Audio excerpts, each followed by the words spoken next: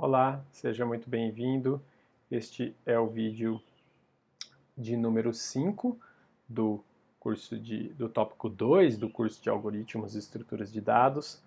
Eu sou o professor Daniel Guerreiro e Silva e estamos falando de listas ligadas, especial de listas singularmente ligadas até então. Nos vídeos anteriores a gente viu em detalhes as principais operações em cima da implementação de uma lista singularmente ligada para armazenar números inteiros.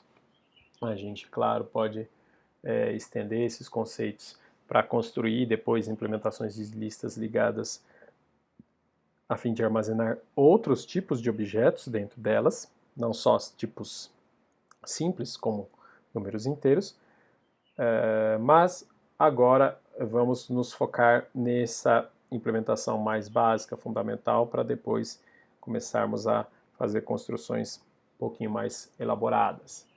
Muito bem.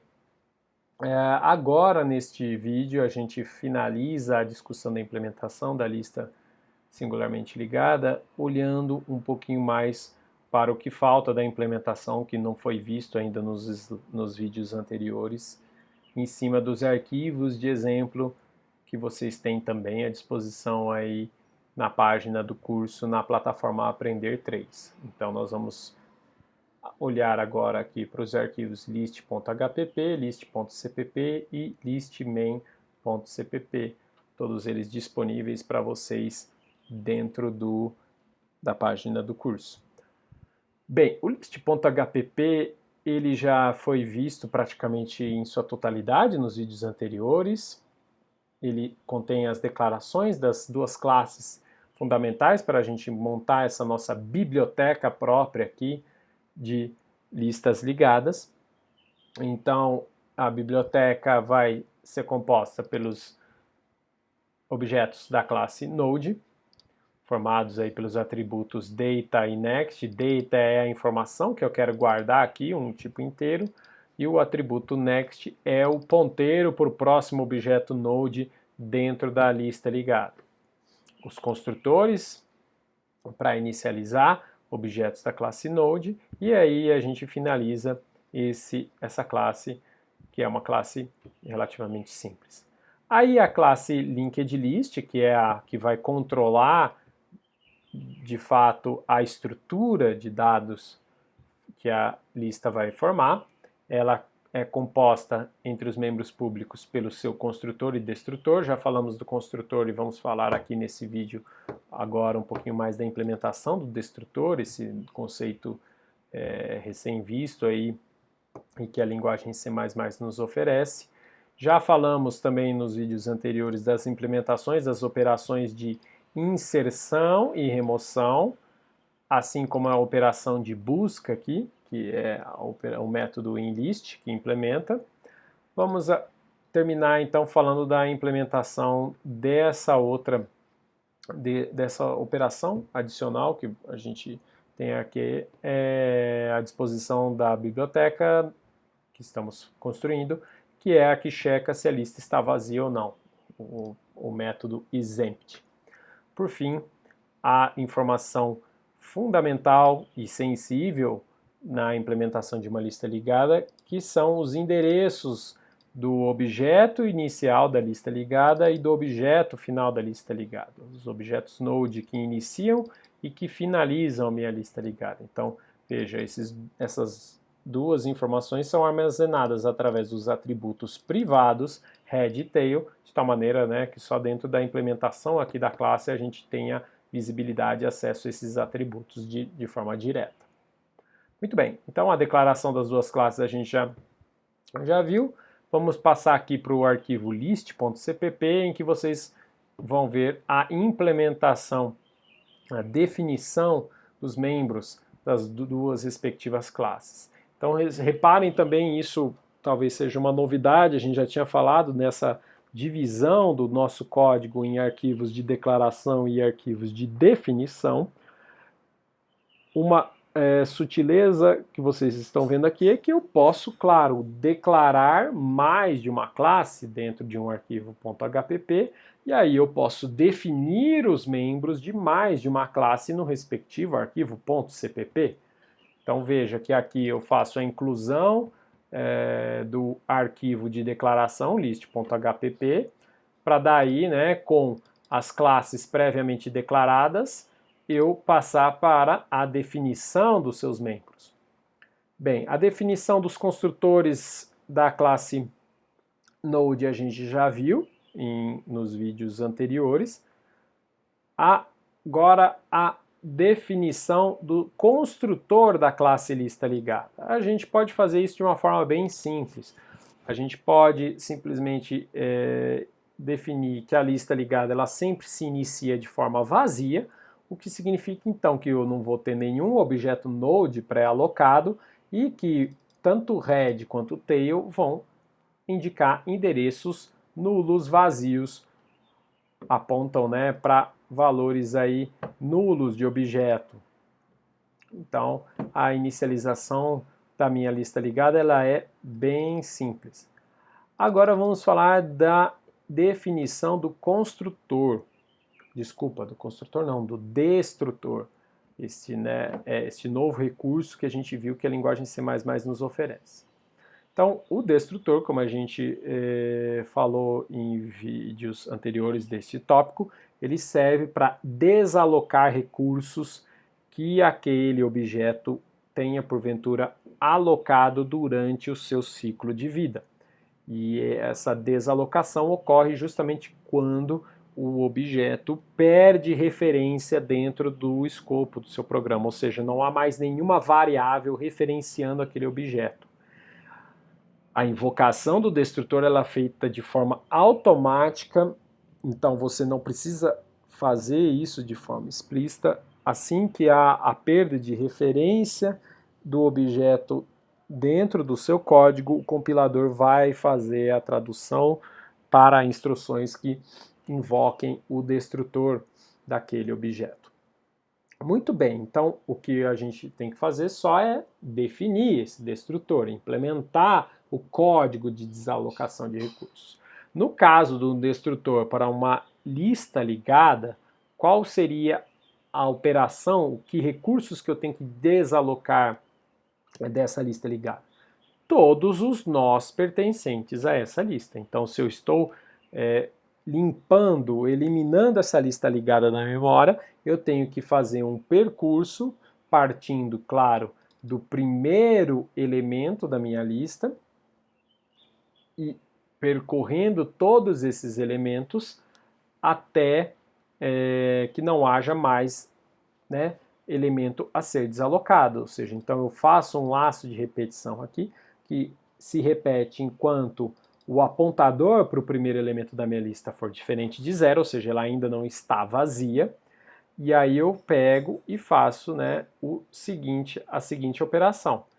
O meu ponteiro P já pega o próximo elemento, então eu sempre vou desalocando o primeiro elemento da minha lista. Então, o primeiro elemento da minha lista, a gente já sabe, né, que é o ponteiro head que me informa esse primeiro elemento. Ele aponta sempre para o primeiro elemento. Então, antes de eu apagar, claro, esse primeiro elemento, eu caminho, né, eu já pego o seu sucessor, aquele que virá a ser apagado na passada seguinte do laço. Então, P recebe o sucessor do primeiro elemento, o sucessor, né, o valor do atributo next do objeto apontado por head, do objeto node apontado por head. Aí eu destruo o elemento apontado por head, e aí, claro, eu atualizo porque, né, se eu destruir o primeiro elemento, o novo primeiro elemento passa a ser aquele apontado por P. Então veja que nesse processo aqui, né, nesse laço de repetição, eu vou caminhando elemento a elemento, do primeiro elemento, né, partindo do primeiro, indo para o segundo, para o terceiro e por aí vai, e desalocando um de cada vez até que a lista não tenha mais elemento nenhum, ou seja, até que a minha variável ponteiro head, meu atributo head, que aponta para o primeiro elemento da lista, esteja valendo zero. Então, esta é uma implementação que vai desalocar um a um os objetos Node que porventura estejam presentes naquela minha lista e que quando a lista perde referência dentro do meu programa, o destrutor vai ser automaticamente executado e aí vai desalocar toda essa memória previamente alocada. Então veja que a implementação do destrutor aqui, ela, claro, depende dos recursos que você alocou, da estrutura de dados que você está trabalhando e que você está implementando e mexendo. Então cada estrutura de dados, cada classe que você faça a alocação de recursos, alocação de memória, você tem que pensar, né, no código que faz a sua respectiva desalocação para o destrutor. Muito bem. A outra definição que a gente ainda não tinha visto nos vídeos anteriores é a definição desse método isEmpty. É muito simples, ele só checa se a lista está vazia ou não. E checar se a lista está vazia ou não é verificar o ponteiro head. Porque se o ponteiro head aponta para algum endereço válido, ou seja, diferente de 0, significa que você tem, no mínimo, um objeto Node criado e para o qual o head aponta. Então, eu só retorno esse teste, essa comparação aqui, testar, né, return se head é igual a 0. Se head é igual a 0, então essa lista está vazia, o resultado dessa operação relacional aqui é true. Se head é diferente de 0, o resultado dessa operação é false, então a lista não está vazia. Muito bem, os demais métodos nós vimos nos vídeos anteriores, então eles estão aqui todos eles definidos. E agora a gente pode passar para o conteúdo do arquivo listmain.cpp. O que é esse arquivo listmain.cpp? É um código de um programa que, por exemplo, queira usar a sua biblioteca de lista singularmente ligada de inteiros, que acabamos de implementar nos demais arquivos. Então veja, né, que eu posso criar o meu programa aqui e usar essa biblioteca disponibilizada nos arquivos list.hpp e list.cpp para fazer meu programa que vai trabalhar com listas de inteiros. Basta eu, claro, incluir o arquivo de cabeçalho, o arquivo de declarações, as classes da biblioteca de lista ligada, e depois, como veremos no processo de compilação, eu tenho que linkar o arquivo objeto do meu programa listmain com o arquivo objeto da biblioteca de lista ligada. Veremos isso daqui a pouco. Mas antes aqui, qual é o conteúdo aí desse programa bem simples? Ele vai fazer um teste básico da lista ligada. Então veja, eu estou criando um objeto linkedList, construtor padrão, que inicializa a minha lista de forma vazia. Depois eu vou invocar os métodos para inserir no início da minha lista ligada, que é o método addHead. Já vou inserir valores constantes aqui inteiros, 50, 8 e 10.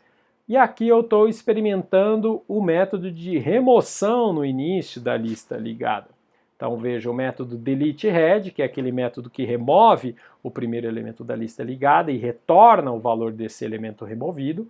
Eu vou então remover o elemento, o valor retornado dessa remoção eu vou imprimir na saída padrão e vou fazer essa operação de remoção até que eu esvazie a lista ligada. Então veja, repita enquanto not lista is empty, ou seja, enquanto a lista, né, o resultado do método isEmpty não for falso, enquanto, né, ele não for true, desculpa, eu vou repetir a operação de remoção até que, claro, essa lista se torne vazia, isEmpty se torne true, e aí essa condição como um todo vira falso e o laço de repetição se encerra. Muito bem, depois disso eu vou agora experimentar a inserção no final da lista ligada. Então veja, eu esvaziei a minha lista ligada aqui, agora eu volto a inserir elementos nela, só que inserindo agora elementos no final da lista, os mesmos valores inclusive, 10, 8 e 50. e repito essa operação de limpeza, digamos assim, da lista, removendo agora ao final da lista até que ela se esvazie e mostrando, claro, o resultado dessa sequência de operações de remoção na saída padrão. Muito bem. Então aqui eu tenho os meus arquivos que eu quero compilar. Eu quero então criar o meu programa compilando o arquivo list_main_cpp, mas repare que o programa list_main_cpp ele tem uma dependência, ele depende dos arquivos referentes à biblioteca de lista ligada que eu estou querendo usar, que é essa daqui, declarada no arquivo list.hpp. Então como é que eu faço o processo de compilação? Eu posso fazer esse processo de maneira manual, como a gente já viu em casos anteriores. Vamos repeti-lo aqui.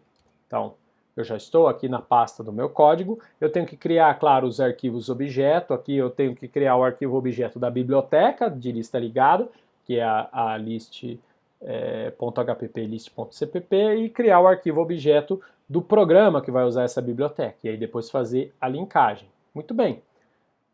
Vou fazer isso de forma manual, como a gente já viu antes, então menos WAL, "-c list.cpp", estou criando o arquivo objeto da minha implementação da biblioteca de lista ligada. Vou repetir a mesma operação para o meu programa que usa a biblioteca. Feito isso, eu tenho aqui os dois arquivos objeto, como a gente vê aqui. Agora eu posso fazer a linkagem. Então eu informo que eu quero linkar os arquivos list.o e list_main.o num único executável, que eu vou chamar de lista simples, por exemplo. Tudo sendo feito com sucesso, agora eu tenho aqui o meu executável lista simples. Opa, erramos aqui o nome dele. Com o resultado das operações de inserção no início e remoção no início, assim como inserção no final e remoção no final, como vocês podem ver aí nas impressões das operações de inserção e remoção. Muito bem, mas veja que eu tenho uma sequência de 3 comandos de compilação e linkagem para fazer o building, a construção do meu programa executável final, o programa lista simples. Isso pode começar a ficar muito oneroso se a gente aumenta o número de arquivos fonte e aumenta o número de dependências entre esses arquivos. Então é aqui que entra a ideia da ferramenta Make, como eu anunciei ali para vocês ao final do vídeo anterior. A ferramenta Make ela pode ser muito útil para a gente trabalhar em cima de múltiplos arquivos fonte que você quer fazer a compilação deles de forma automática. Então, para usar a ferramenta Make, ela sempre funciona através da leitura de um arquivo de configuração de dependências, de um arquivo de configuração da relação entre os arquivos fonte do seu projeto, do seu código, seja na linguagem C ou C++, por exemplo, ou outras linguagens também. Ele trabalha com múltiplas linguagens, a ferramenta Make.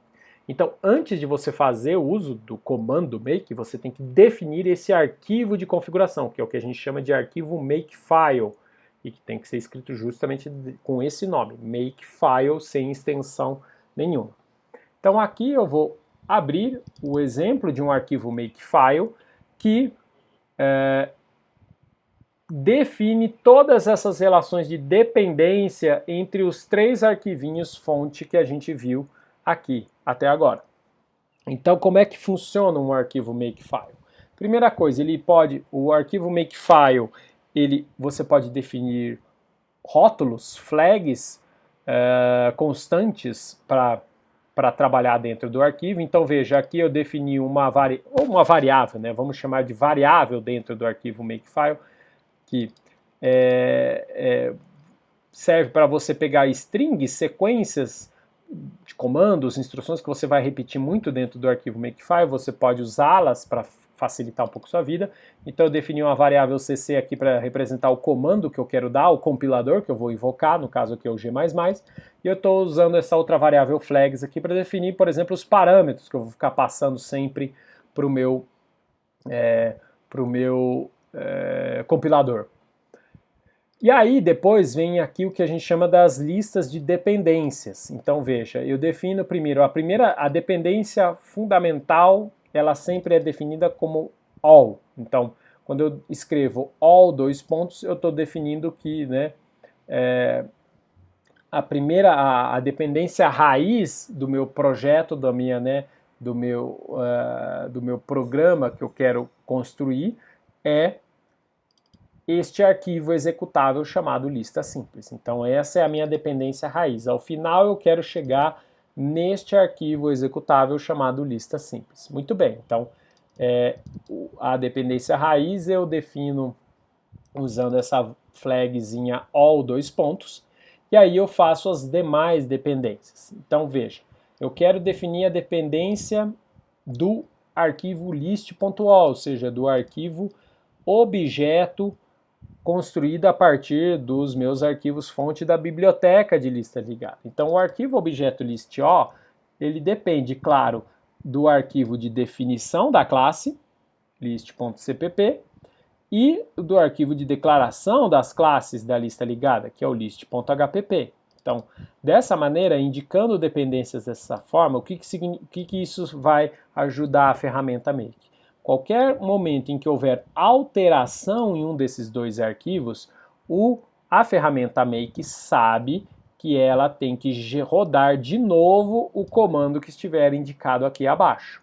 Por quê? Porque se eu alterei o list.cpp ou list.hpp, significa que eu tenho que rodar este comando de novo, porque vai alterar também o arquivo objeto list.o. Eu tenho que gerar um novo arquivo objeto list.o. Então, eu estabeleci aqui uma relação de dependência, então, entre o arquivo objeto list.o com os seguintes arquivos list.cpp e list.hpp. Qualquer momento em que um dos dois alterar, o arquivo objeto tem que alterar também. E aqui eu ponho o comando que faz essa atualização do meu arquivo objeto relacionado com essas dependências. Então aqui está o comando de flag do variável de compilação, variável das flags, -c list.cpp. Então gere o arquivo objeto a partir do list.cpp. Na prática, g++ menos wo menos std igual a c++11. A mesma ideia, claro, vale para as demais dependências. Então o arquivo objeto listmain.o depende, claro, do listmain.cpp, mas também de quem?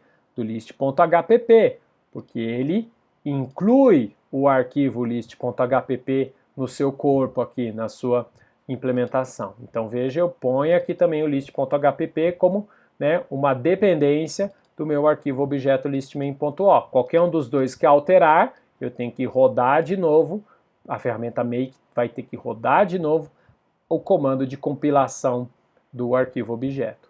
E por fim, o executável lista simples. O executável lista simples, claro, ele vai ser fruto da linkagem dos arquivos objeto aqui, do arquivo objeto do programa e do arquivo objeto da biblioteca que o programa usa, e aí gerando de sair do seu executável lista simples.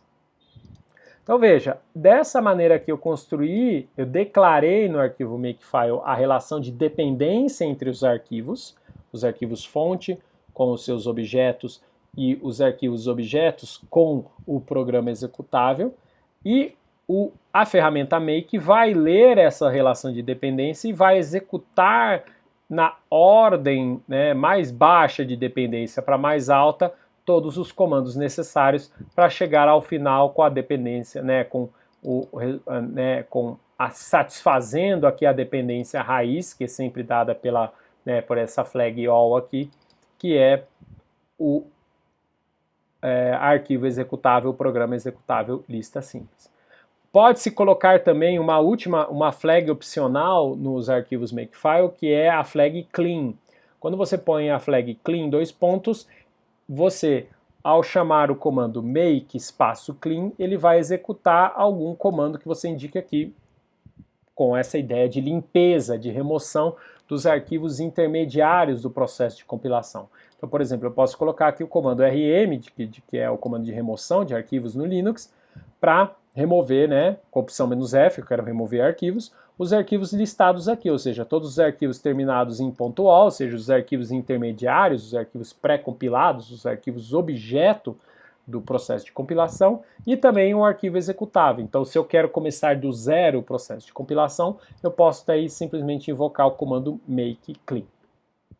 Então, tá aqui esse exemplo de makefile. Eu posso fazer makefiles bem mais complexos, que compilem múltiplos arquivos, múltiplos programas executáveis de uma só vez. Basta eu incluir, né, mais dependências aqui dentro da minha relação aqui de dependências. Vocês podem ver aí na web muitos outros exemplos de arquivos makefile mais complicados, mas esse é um primeiro exemplo para a gente começar a se acostumar com o conceito, e fica a sugestão de que vocês estudem mais isso em casa, vejam aquelas referências na web, aquelas duas referências na web que eu indiquei para vocês também no vídeo anterior e que também está nos slides. Mas, para fechar então, com esse arquivo makefile criado e na pasta do meu projeto aqui, do meu código fonte, em que eu tenho todos os meus os arquivos para construir o programa executável, eu posso usar a ferramenta simplesmente digitando o comando make. Aqui primeiro eu vou usar o comando make clean para usar aquela flag clean que está definida dentro do makefile para limpar os arquivos intermediários. Então veja que ele fez aquela limpeza, porque eu já tinha feito uma compilação ainda aqui manual. Então agora eu estou só com os arquivos fonte, e basta agora eu fazer a invocação da ferramenta make, só, digitando make e dando enter, ele vai fazer a leitura do arquivo makefile e vai fazer, vejam só, a sequência dos comandos de compilação para atender às dependências listadas no meu arquivo makefile. Ao final, eu tenho agora, de uma forma simples e direta, o meu arquivo executável lista simples. E vejam só, com esse mecanismo automático, eu posso, por exemplo, fazer atualizações em algum arquivo fonte. Então imagine agora que eu quero adicionar mais um elemento aqui na minha lista. Então eu vou adicionar o 673 na minha lista ligada. Então veja, eu atualizei só um arquivo fonte. Eu teria que repetir todo o processo de compilação de todas as bibliotecas? Talvez não, porque eu só atualizei o .cpp listmain. Eu teria que recompilar o arquivo objeto, por exemplo, referente à biblioteca de lista ligada, o arquivo fonte list.cpp? Não, mas eu não preciso me preocupar com isso se eu estou usando a ferramenta make. Basta eu invocar make, ele vai verificar os arquivos que foram alterados e só executar os comandos de compilação nos arquivos que tem dependência, que tem alguma dependência atualizada e salva. No caso aqui, vejam só, eu só recompilei o arquivo objeto do listmain para o listmain.cpp e só fiz a linkagem de novo desse listmain.o com o list.o que já havia sido pré-compilado. Então, o processo de building passa a ser mais eficiente quando você trabalha com essa ferramenta, com a ferramenta make e os arquivos makefile. Então é isso que eu queria mostrar para vocês nesse vídeo, gente. A implementação completa aí da nossa primeira biblioteca de estrutura de dados, a biblioteca de uma lista ligada, uma lista singularmente ligada para números inteiros, em que eu posso criar programas e incluir, claro, essa biblioteca aqui dentro, para ser usada pelos meus programas, assim como o conceito de arquivos makefile e o uso desse tipo de arquivo de configuração makefile de projetos com a ferramenta make.